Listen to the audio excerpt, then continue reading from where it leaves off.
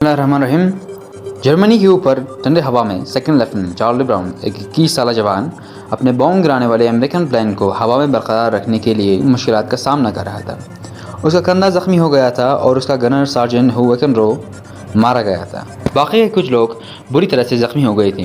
ان کا plane B-17 ای اولپپ 2 مرتبہ flake کا شکار بن گیا تھا جب وہ اپنے ٹارگیٹ کے نزدیک پہنچ گئے تھے۔ ان کا ٹارگیٹ فیکر-وولف-لانڈ تھا جو جرمنی کے ایک شہر بریمن میں تھا۔ حملے کی وجہ سے 3 انجن کام کرنا بند کر دیتے ہیں اور یہ پلین صرف ایک ہی انجن کے ساتھ اڑ رہا تھا۔ اس کی وجہ سے یہ پلین اپنے گروپ سے الگ ہو جاتا ہے۔ حالت مزید بدتر ہو جاتی ہے جب کئی جرمن پلین اس کے نزدیک پہنچ جاتے ہیں، ایک دم اس شارک کے مانند جو اپنے شکار کا خون سونگھ کر اسے ڈھونڈ لیتا ہے۔ قریب 15 فائٹر پلینز نے اس پلین پر حملہ کیا اور سامنے والے حصے کو مکمل تباہ کر دیتے ہیں۔ پلین کے کئی حصے تباہ ہو گئے تھے جن میں آکسیجن سسٹم بھی شامل تھا، ریڈیو خراب ہو چکا تھا اور پلین کے بعض حصے تو اس میں سے نیچے گر رہے تھے۔ مگر اتنی بری حالت کے باوجود یہ BF-17 ہوا میں اڑ رہا تھا۔ براؤن بلڈ لاس، درد اور آکسیجن کی کمی کی وجہ سے تھوڑی دیر کے لیے بے ہوش ہو گیا اور پلین بڑی تیزی سے زمین کی طرف گرنے لگتا ہے۔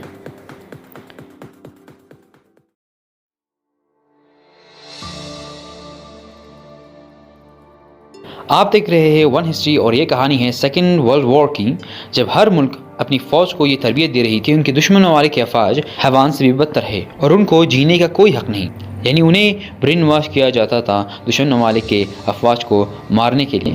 اسی جنگ میں ایک 21 سالہ جوان بھی شامل تھا جس نے اپنی عمر زیادہ بتایا تھا دوسروں سے عزت حاصل کرنے کے لیے۔ یہ جوان کچھ بوم گرانے والے پلین کے گروپ میں شامل تھا جو جرمنی میں فیکر-وولف-لانڈ پر حملے کی نیت سے نکلے تھے۔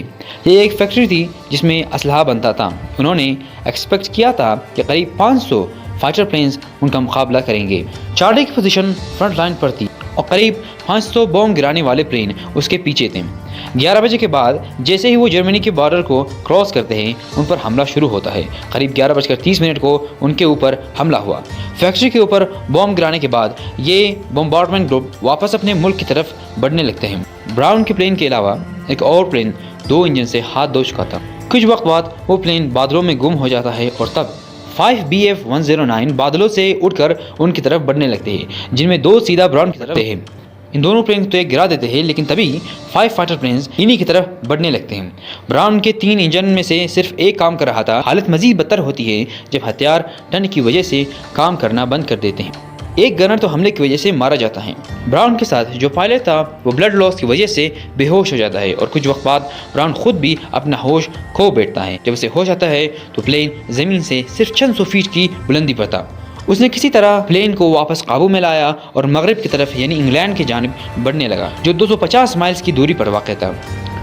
براؤن کو معلوم تھا کہ وہ BF-17 کو 1000 فیٹ سے زیادہ اوپر اڑا نہیں سکتا اور اسے اندازہ بھی تھا کہ وہ ابھی ایک جرمن ایئر فیلڈ کے نزدیک سے گزرا تھا۔ کچھ دیر بعد اسے دکھتا ہے کہ ایک جرمن 109 میسرشمٹھ اس کے بہت نزدیک اڑ رہا ہے۔ یہ نزدیکی اتنی تھی کہ براؤن اس پائلٹ کو واضح طور سے دیکھ سکتا تھا جب وہ پائلٹ اسے زمین کی طرف اشارہ کرتے ہوئے یہ بتا رہا تھا کہ اسے اپنے بوم گرانے والے پلین کو نیچے اتارنا چاہیے۔ بہت سے بندوق خراب ہو چکے تھے، بہت کم کام کر رہے تھے اور کوئی بھی بندوق چلانے والا سلامت نہیں تھا کہ اس جرمن کو مار گرائے۔ براؤن صرف نام سر ہلاتا ہے اور اس سے زیادہ وہ کچھ کر بھی نہیں سکتا۔ جرمن پلین تھوڑی دیر کے لیے اس کے نزدیک اڑتا رہا اور پھر BF-17 سے تھوڑا سا پیچھے جاتا ہے۔ اب براؤن صرف اپنی موت اور دشمن کی گولی کا انتظار کر رہا تھا لیکن حیرت کے ساتھ کچھ نہیں ہوا۔ براؤن حیرت کے ساتھ دیکھتا ہے کہ کچھ وقت پہلے جو اس کی موت کی وجہ ہو سکتی تھی اب اسے نئی زندگی دے رہا ہے۔ وہ جرمن پلین اس کے ساتھ ساتھ اڑ رہا تھا تاکہ کوئی اس BF-17 پر حملہ نہ کرے۔ جرمن پلین براؤن کے ساتھ تب تک تھا جب تک انہوں نے جرمنی کو پار نہ کیا تھا۔ جب انہوں نے جرمنی کے حصے کو پار کیا تو تب وہ جرمن پلین BF-17 کے پاس آتا ہے۔ براؤن اور وہ جرمن پائلٹ ایک دوسرے کو تھوڑی دیر کے لیے دیکھتے ہیں اور پھر جرمن نے اسے سلوٹ کیا اور مشرق کی طرف چلا گیا۔ نے یہ اولپپ کو زمین پر اتارا۔ اس کے اصلی بیس کیمبرج شور پر نہیں، ایک دوسرے بیس پر جو نورفولک کے نزدیک واقع تھا۔ ایک آدمی مارا گیا تھا مگر باقی سب زندہ بچ گئے تھے۔ جب براؤن سے تفتیش ہوا تو اس نے اس جرمن پائلٹ کے متعلق بھی بتایا جس نے اس کی حفاظت کی۔ فیصلہ یہ ہوا کہ اس بات کو خفیہ رکھا جائے کہ ایک جرمن پائلٹ نے ایک امریکی پائلٹ کو بچایا۔ ویسے بھی یہ خبر جنگ کے ماحول کے خلاف تھا۔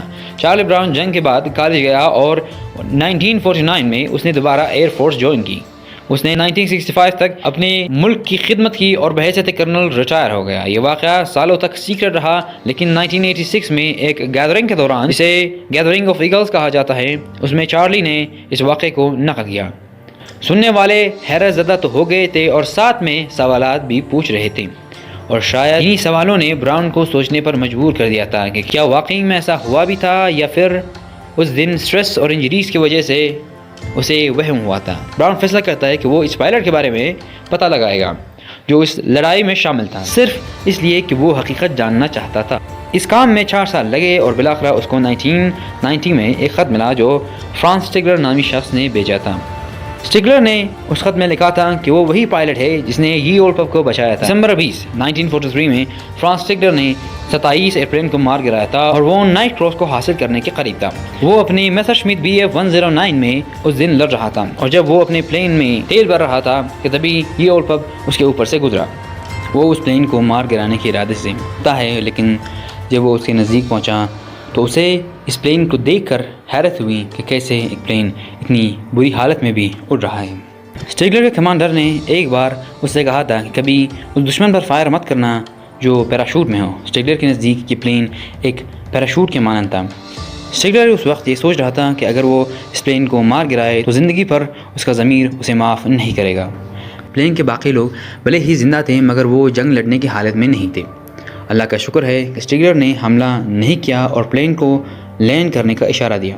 उसकी नज़र में BF-17 इंग्लैंड तक पहुंचने का काबिल न था। जब ब्राउन ने लैंड करने से इनकार किया तो स्टिगलर ने एक ख़तरनाक और हैरत अंगेज़ फैसला लिया। वो उस प्लेन के साथ साथ उड़ा ताकि साहिली फ्लैग उस प्लेन को ना मारे। वो जर्मन इलाके के आखिर तक उस प्लेन के साथ था। स्टिगलर ने इस वाक़े के मुतालिक कभी भी किसी से नहीं कहा। यह वाज़ेह था कि एक अमरीकी प्लेन को ना मारने के लिए उसे सज़ा मिल सकती थी। वो हमेशा सोचता था कि आखिर उस प्लेन के साथ हुआ क्या होगा। स्टिगलर लड़ाई के बाद 1953 में कनाडा चला गया। वहाँ पर उसने एक कामयाब बिज़नेस शुरू किया। 1990 में उसे चार्ली ब्राउन के बारे में पता चला। इन दोनों को ये मालूम होकर हैरत हुई कि दोनों एक दूसरे से इतनी दूर भी नहीं थे। स्टिगलर वैंकूवर के शहर जो कनाडा के ब्रिटिश कोलंबिया में मौजूद है रहता था, और ब्राउन अमेरिका के सीटल जो वाशिंगटन में है रिहाइश पजीर था। दोनों ज़िंदगी के आखिरी लम्हात में करीबी दोस्त रहे, और ये उन दोनों की आखिरी वीडियो है। They talked by phone, then finally met. 2 former enemies, now friends. Did he thank you? I don't say he thanked me, just hugged me, that's it. He almost broke my ribs. He gave me a big bear hug and whatnot.